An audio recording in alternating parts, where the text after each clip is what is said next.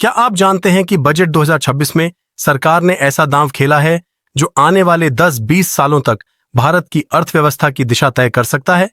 RS 12.2 lakh crore का capex, 10% नाम मात्र जीडीपी ग्रोथ का अनुमान, semiconductor mission 2.0, AI, MSME, pharma और इंफ्रास्ट्रक्चर पर ऐतिहासिक फोकस।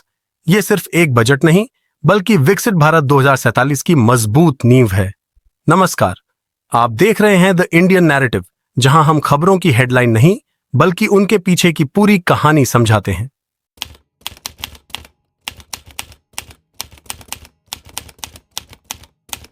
एक फरवरी 2026 को वित्त मंत्री निर्मला सीतारमण ने यूनियन बजट 2026-27 पेश किया। लेकिन इस बजट को सही तरह से समझने के लिए यह जानना जरूरी है कि इसकी सोच कहां से आती है। और वह है इकोनॉमिक सर्वे 2026, जो हर साल बजट से एक दिन पहले संसद में पेश किया जाता है। यह दस्तावेज पिछले साल की आर्थिक स्थिति, चुनौतियों और आने वाले वर्ष की नीति दिशा का विश्लेषण करता है, और इसी के आधार पर बजट की रणनीति तैयार होती है।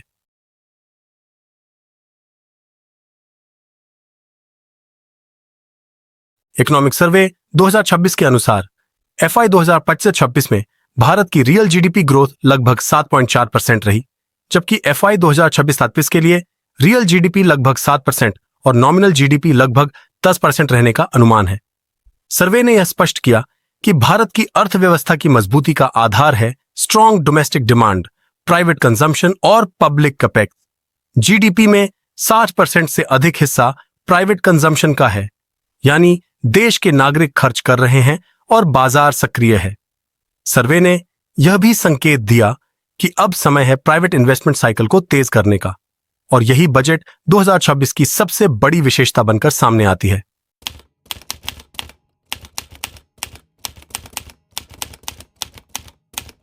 बजट 2026 में आर्स 12.2 लाख करोड़ का कैपिटल एक्सपेंडिचर रखा गया है, जो जीडीपी का लगभग 4.4% है।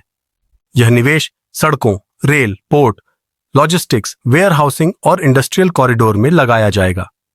इसका उद्देश्य न केवल रोजगार सृजन है, बल्कि लॉजिस्टिक्स कॉस्ट को कम करना भी है, ताकि भारतीय उत्पाद वैश्विक बाजार में अधिक प्रतिस्पर्धी बन सकें और एक्सपोर्ट्स को बढ़ावा मिले। इकोनॉमिक सर्वे ने semiconductor, electronics, AI, data infrastructure, biopharma और फार्मा सेक्टर्स को भविष्य की ग्रोथ का इंजन बताया। इसी के परिणाम स्वरूप बजट में India semiconductor mission 2.0, RS 40,000 crore का electronics outlay, rare earth minerals और बैटरी कंपोनेंट्स पर ड्यूटी राहत जैसे कदम उठाए गए, और कैंसर जैसी गंभीर बीमारियों की दवाओं पर कस्टम ड्यूटी छूट दी गई, जिससे भारत का फार्मा एक्सपोर्ट सेक्टर और मजबूत होगा। भारत पहले से ही दुनिया का फार्मेसी ऑफ द वर्ल्ड कहलाता है, और यह बजट इस स्थिति को और सशक्त करने की दिशा में है। अगर हम बजट 2026 के सबसे रणनीतिक फैसलों की बात करें, तो उनमें से एक बड़ा कदम है बायोफार्मा शक्ति कार्यक्रम। सरकार ने इस योजना के लिए लगभग 10,000 करोड़ रुपए का प्रावधान किया है, जिसका उद्देश्य भारत को वैश्विक बायोफार्मा हब बनाना है। ये कार्यक्रम विशेष रूप से बायोलॉजिक्स और बायोसिमिलर्स जैसे उन्नत और महंगे जीवन रक्षक दवाओं के घरेलू उत्पादन को बढ़ावा देने के लिए शुरू किया गया है। बायोफार्मा शक्ति के तहत सरकार अनुसंधान, नवाचार, क्लिनिकल ट्रायल इंफ्रास्ट्रक्चर और मैन्युफैक्चरिंग क्षमता को मजबूत करेगी। नए फार्मास्यूटिकल रिसर्च संस्थानों की स्थापना, मौजूदा संस्थानों का उन्नयन और क्लिनिकल ट्रायल नेटवर्क का विस्तार इस योजना का हिस्सा है। इसका उद्देश्य है कि भारत केवल जेनेरिक दवाओं तक सीमित न रहे, बल्कि हाई वैल्यू बायोलॉजिकल दवाओं के क्षेत्र में भी वैश्विक नेतृत्व स्थापित करे। इस पहल से दो बड़े फायदे होंगे। पहला, महंगी आयातित दवाओं पर निर्भरता कम होगी, और दूसरा, भारत का फार्मा एक्सपोर्ट सेक्टर नई ऊंचाइयों पर पहुंचेगा। आज भारत को फार्मेसी ऑफ द वर्ल्ड कहा जाता है, और बायोफार्मा शक्ति इस पहचान को और मजबूत करने की दिशा में एक निर्णायक कदम है। ये कार्यक्रम न केवल स्वास्थ्य क्षेत्र को सशक्त करेगा, बल्कि रोजगार, रिसर्च और हाईटेक मैन्युफैक्चरिंग के नए अवसर भी पैदा करेगा। इकोनॉमिक सर्वे ने एक्सपोर्ट लेड ग्रोथ पर विशेष जोर दिया था। बजट में कुरियर एक्सपोर्ट वैल्यू कैप हटाया गया, डेटा सेंटर्स और क्लाउड सर्विसेज देने वाली कंपनियों को 2047 तक टैक्स हॉलिडे दिया गया, और ई कॉमर्स एक्सपोर्ट को आसान बनाया गया, जब इंफ्रास्ट्रक्चर बेहतर होगा और लॉजिस्टिक्स सस्ते होंगे तो textile, auto component, electronics, pharma, agri produce और एमएसएमई एक्सपोर्टर्स को सीधा लाभ मिलेगा। यह बजट ग्रामीण भारत को भी निर्यात से जोड़ता है। Fisheries, dairy, high value orchard farming और एनिमल हस्बेंड्री जैसे सेक्टरों को समर्थन दिया गया है ताकि ग्रामीण उत्पाद अंतर्राष्ट्रीय बाजार तक पहुंच सके। Sea food, dairy, organic farming और एग्री प्रोसेसिंग आने वाले समय में बड़े एक्सपोर्ट सेक्टर बन सकते हैं।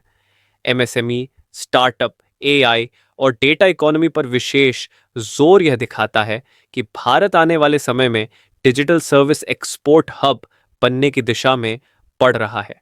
चैंपियन एमएसएमई योजना, एआई और डिजिटल इंफ्रास्ट्रक्चर का विस्तार और डेटा सेंटर्स के लिए टैक्स इंसेंटिव इस दिशा में बड़े कदम हैं। फिस्कल डिसिप्लिन पर भी ध्यान रखते हुए फिस्कल डेफिसिट लक्ष्य 4.3% रखा गया है।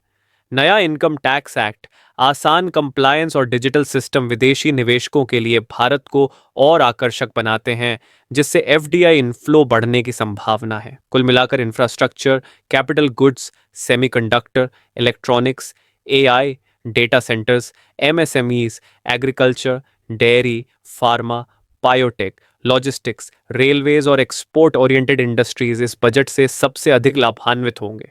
अंत में बजट 2026 केवल एक साल का खर्च प्लान नहीं है, बल्कि भारत की अर्थव्यवस्था को अगले 20 वर्षों के लिए तैयार करने का रोड मैप है।